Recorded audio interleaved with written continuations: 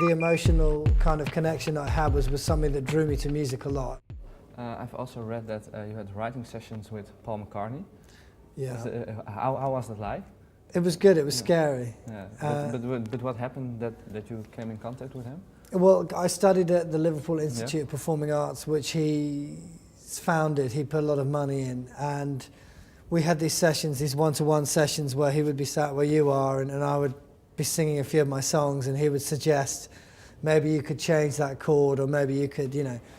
But I can remember I was waiting for him to arrive, you know, that I was going to meet him at 11:20 or whatever, and I had it there, and it's kind of, oh my God, I'm going to meet Paul McCartney at this point. So it was sort of frightening, but I remember he went for a break or something, so I was sat there in this room waiting for him, you know, and it's kind of, you know.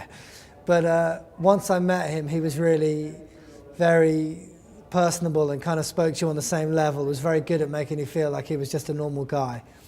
And yeah, I mean, I don't know exactly whether I learned a great deal from him. It was more of a kind of, you're doing good, you know, keep it going. It was kind of a real endorsement, you know, rather than, oh right, that's how you write a song.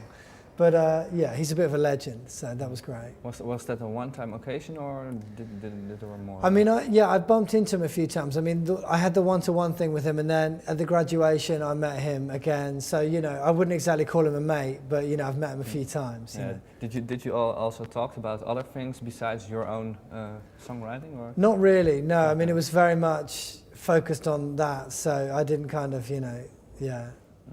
But it must be strange that because you were telling that when you were young you were a huge Beatles fan, and then meeting actually one of the Beatles. Yeah. Is that what kind of feeling was that? Is that something that you maybe tell your kids later, or how can I see that? What kind of deep feelings that has for you? I think I've become more cynical about certainly meeting. I mean, he was great. He was fine. I mean, you know, I don't want to sort of speak ill of Paul McCartney, but I've realised that, you know, what is magical is the art in the end. You know, what is transcendent is the art and not the individual. You know, and like I said before, Paul McCartney isn't the same person he was, you know, back then. You know, in the '60s. You know, so he's flying the flag for his heritage, for the Beatles, for who he is. But, you know, I try not to build him up too much. You know, I try not to make him too much. You know, he's just a man. You know, he's just, you know. So you know, I'm not one of these people that is too obsessed about the celebrity thing. You know, I think his work is what I hold up. You know. You know, what Beatles record do you like the most? They were so great. I mean, I can't. Or maybe I can ask a question a little bit different. Is there a certain Beatle inspiration of a Beatle album where you took more inspiration out of than maybe the others?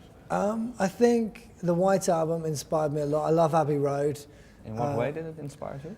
Well, it's a very eclectic record, and there's a lot of acoustic material on that as well, finger-picky stuff.